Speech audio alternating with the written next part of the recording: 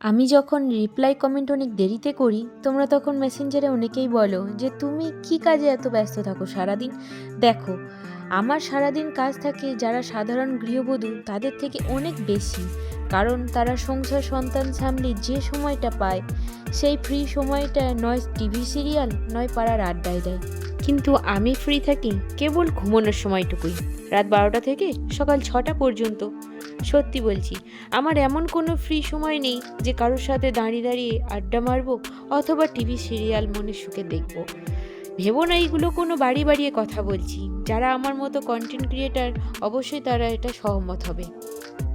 আর আজ তো দেখতেই পাচ্ছ যে কি কাজ করছি। তো আমাদের বাড়ির পিছনের দিকটা পুরোটাই বাঁশবাগান।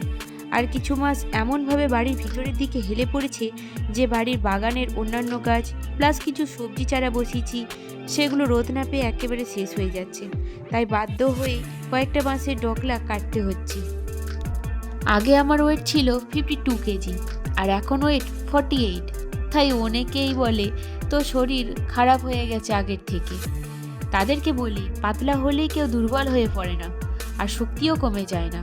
বরং আমার মনে হয় মোটা শরীরে যতটা পরিশ্রম করা যায় তার থেকে অনেক বেশি পাতলা শরীরে পরিশ্রম করা যায়। তার প্রমাণ দেখো, বাঁশ কাটার থেকে বেশি কঠিন কাজ বাঁশঝাড় থেকে বাঁশটাকে টেনে বার করা। তার জন্যে কিন্তু অনেক শক্তির প্রয়োজন, আর যেটা আমার আছে, তাই আমাকে দুর্বল বলা চলে না। আর আমি মোটা কী করেই বা হব তোমরাই বলো? সারাদিনে সংসারের কাজ সেরে, বাচ্চার যত্ন নিয়ে আরও এ ধরনের বাড়ির বাড়তি কাজ করি। তারপর আরও ফেসবুক, ইউটিউব, ইনস্টাগ্রাম এসবের কাজ সামলানো।